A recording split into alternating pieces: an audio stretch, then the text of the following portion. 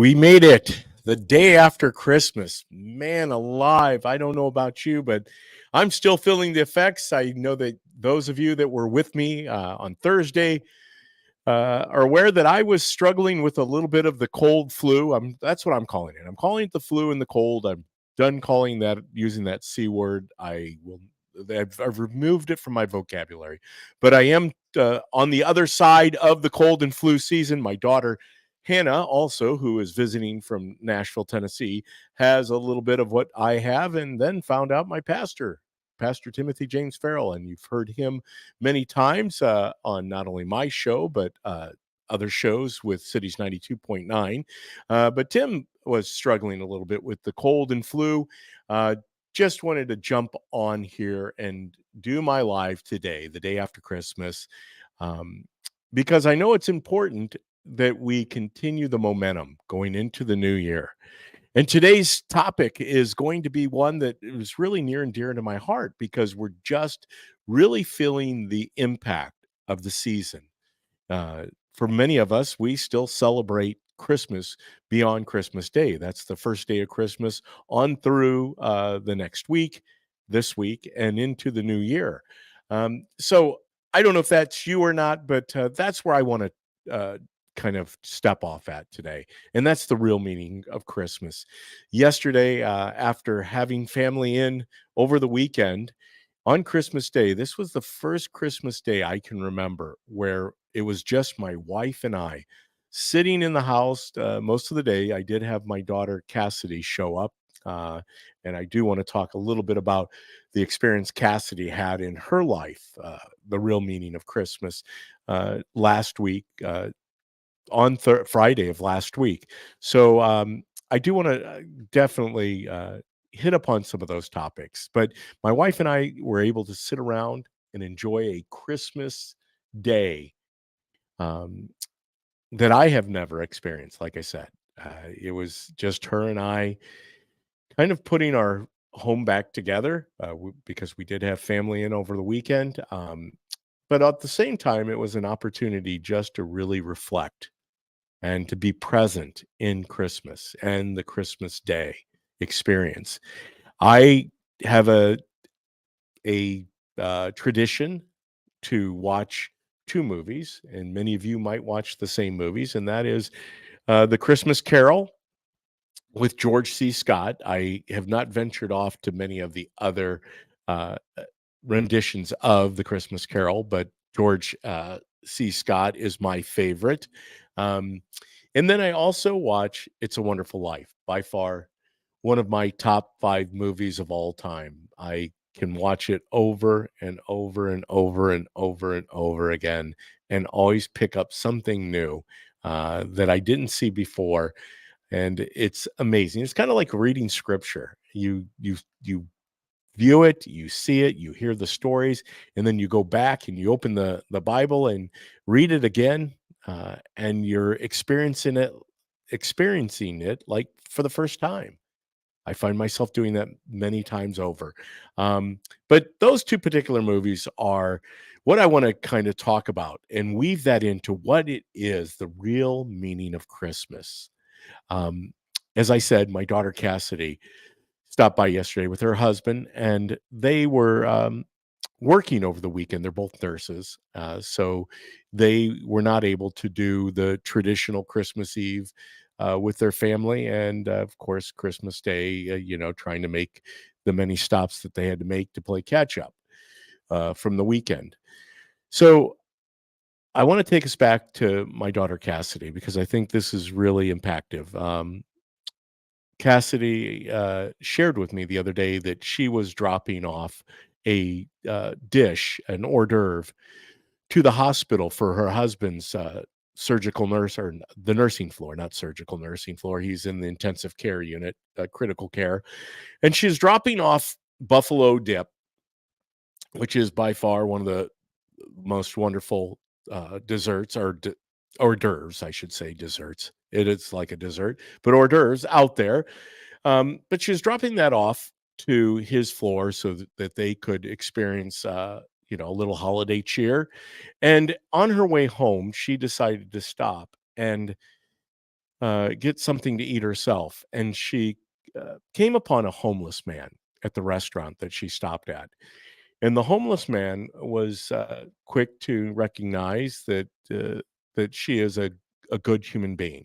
It resonates from my daughter Cassidy, and so uh, I gathered that this gentleman sees what I see, and I think so many other people see in her. And he asked her if she had money because he was hungry.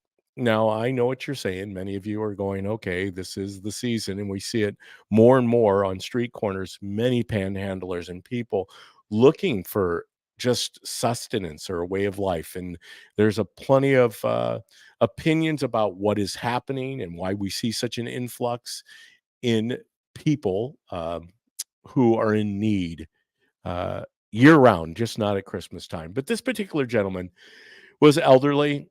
Uh, he was holding some money and he just didn't have enough to go into this particular restaurant and get something to eat. So, my daughter, being the person she is, she went in and said, I'll get you something to eat. And she went in, bought a meal for this gentleman, came out, and she gave him the food, and he was very appreciative. And then she asked him the question that he was so welcomed to hear, and that was, "Can I pray with you and pray for you?" And my daughter did that. And that's where we're at when it comes to the real meaning of Christmas. This is why I think titled the show "The Real Meaning of Christmas" is because that one phone call on Friday really set the stage for the weekend for me. Because if nothing else happened after that, what my daughter shared in her experience with this elderly homeless man pretty much puts it in a nutshell. That is the real meaning of Christmas. Is the ability to recognize in this world that we live in that there is so much brokenness. There is so much good. There's no question about it. But there's so much brokenness. And we've stopped seeing one another. I covered a little bit of that in last week's show. Um, we're embarking on another year, 2024. I think it is going to be, you know, the best is yet to come, but I think the worst is yet to come. And we're going to see heightened crazy as we did through 2023 in 2024. And that is my challenge to myself. And I challenge all of us out there, especially you that are joining me today, that we stop seeing other people um, through the lenses of what the media, what the world tells us people are. You know, it's easy to discount somebody outside of a restaurant that is asking for a meal, something to eat.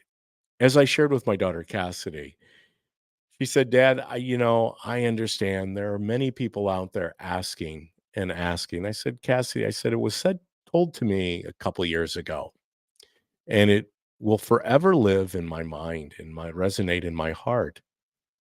Would you rather be the person asking for the meal or the person giving the meal?" She said, "I get that, Dad. That's so true. Would you rather be the person asking for the meal or the person giving the meal?" I also challenged her. I said, "Cassidy, how many times in the course of 2023 did someone ask you to feed them?" You know, I think that that's what this world needs. That is the real meaning of Christmas. For God so loved the world that he sent his only begotten son into the world as a baby in a manger. And he did that for a very specific reason, to redeem the world, to save all men, not just some, but all. And all means all. And unfortunately, we know that not all will receive and believe and live a life of Christmas peace. But that doesn't mean we stop with messaging, and that doesn't mean we stop in our ways of existing here on this earth. Like I said, setting ourselves up going into 2024, I think it's so important. And I am going to weave in here It's a Wonderful Life in the Christmas Carol, because that was a Christmas carol. That was a wonderful life that my daughter experienced with this homeless man. Uh, Apologize, I had a little virus thing pop up on my screen here. She experienced that, and it's so easy to get cynical about what is transpiring right now all around us. All you need to do is turn on the TV, and quickly you're inundated with the division, the vitriol, the hate, the you name it, the name calling. It's it's almost too much to handle at times. But ultimately, as I was saying, would you rather be the person asking for the meal or the person giving the meal? How many times in the course of a year has somebody asked you to feed them? Are we more concerned about what led to that person's condition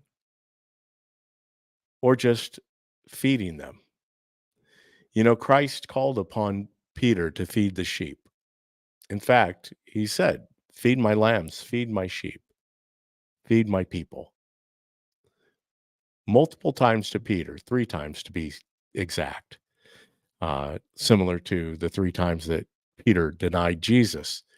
But 3 times he told Peter to feed his sheep. Now, granted, we know that he was talking about not only physical food, but spiritual food, and that Peter was to go out and do that.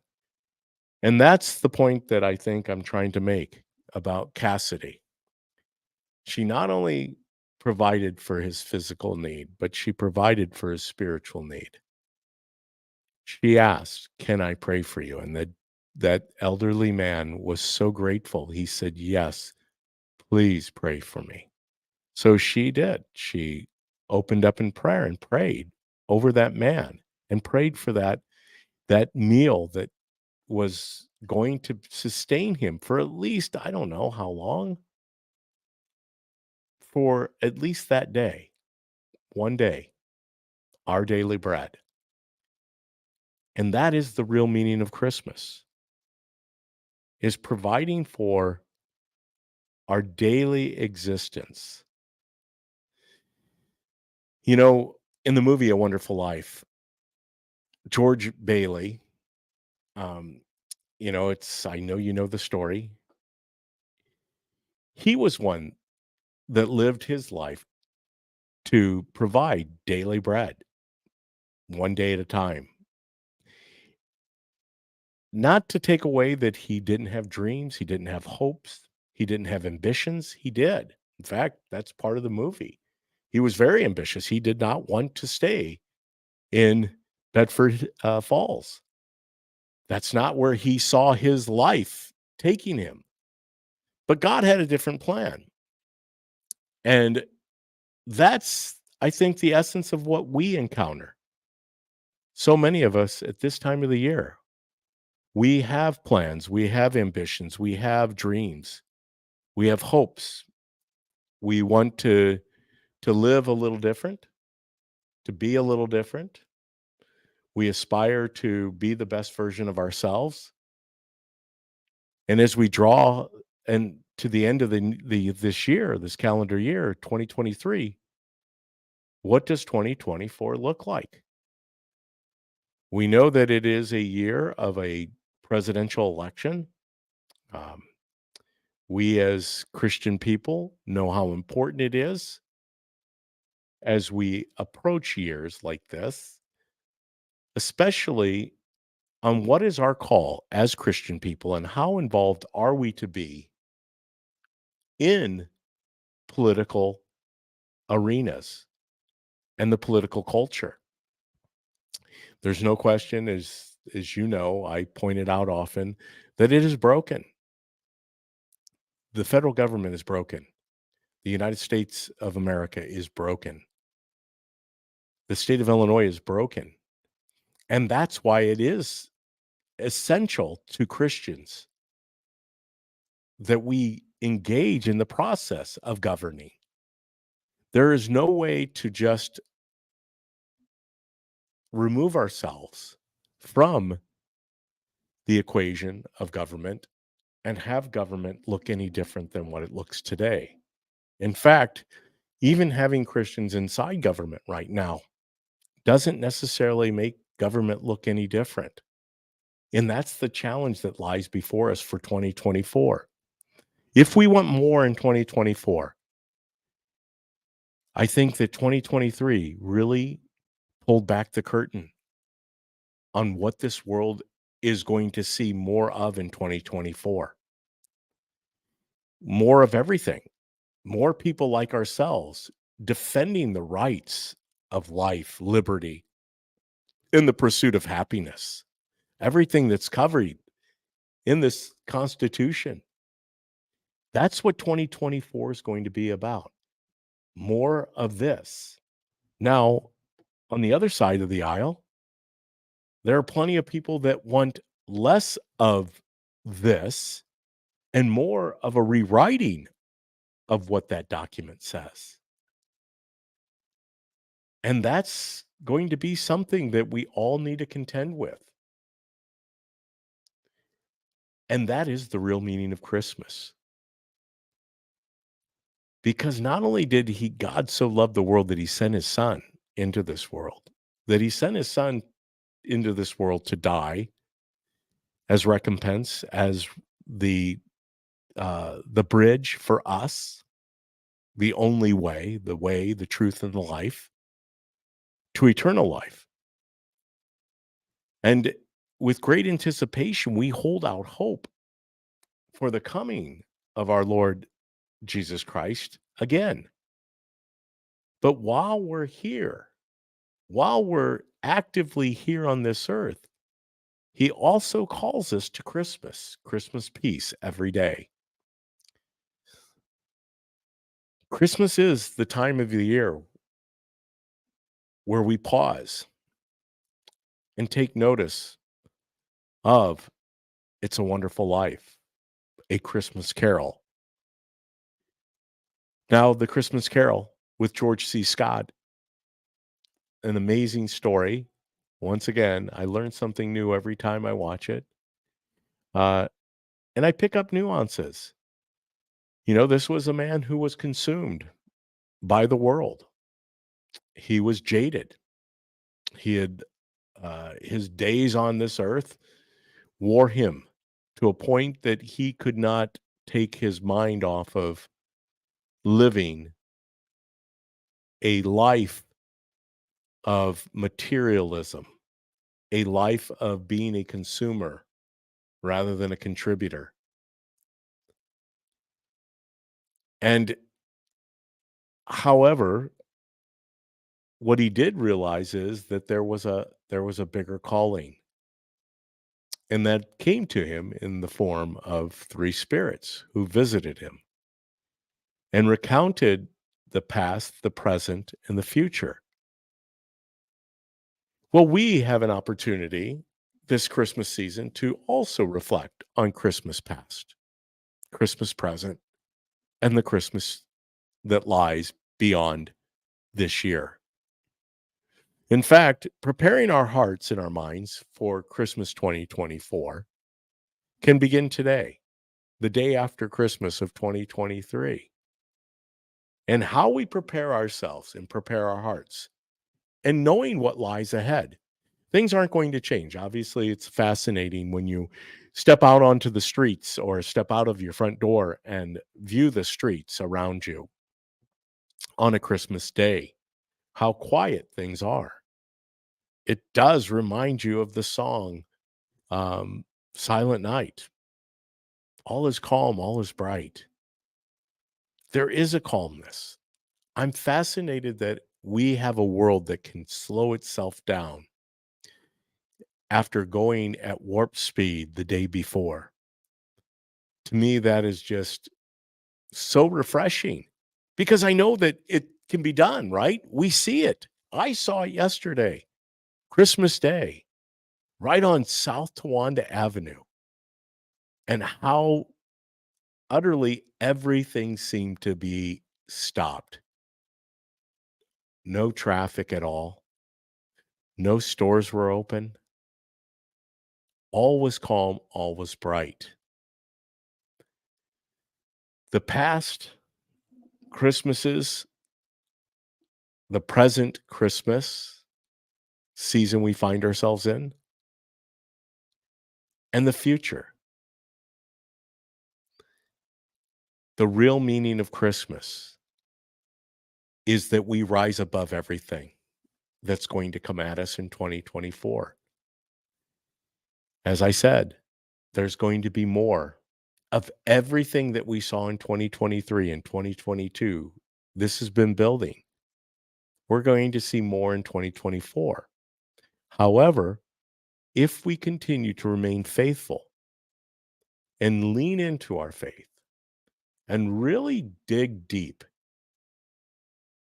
into those relationships with people that we have around us, press in and encourage and truly have conversations at the heart of the matter, that it isn't about what lies outside of us, but rather what lies inside of us. The daily bread that we're given every day, the daily sustenance, our daily bread, that is so much bigger than anything that's going to happen in Washington, D.C., geopolitical politics, Springfield, Bloomington Normal. Those are things that are forever. And that's the real meaning of Christmas, the eternal perspective. We need the internal perspective because it's the only way I believe that we're truly going to advance through 2024 and come out of it going into 2025, Lord willing. And if that doesn't happen, blessed be to God.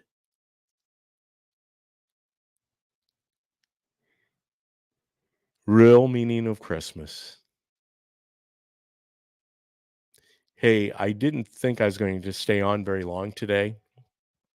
I am going to be back Thursday. I plan on building up the studio a little bit more around me. Obviously, as we came into the end of 2023, I didn't anticipate that I would be launching my live podcast as I am. It has been a challenge. I will tell you that at 60 years of age, I never realized that I could be so agile, nimble. My mind is tired. The holidays definitely over the past weekend, the Christmas holidays took it out of me. The illness that I came down with last week took it out of me. But I'm hopeful.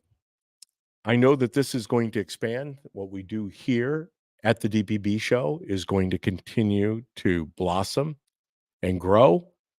Um, and as I shared on my social media pages, and once again, if you have friends and family out there that are looking for a show at the DPB Show, the DPB Show at the DPB Show on Rumble, YouTube, X, and Facebook, I think this is a show that's going to continue to bring content that is truly uplifting.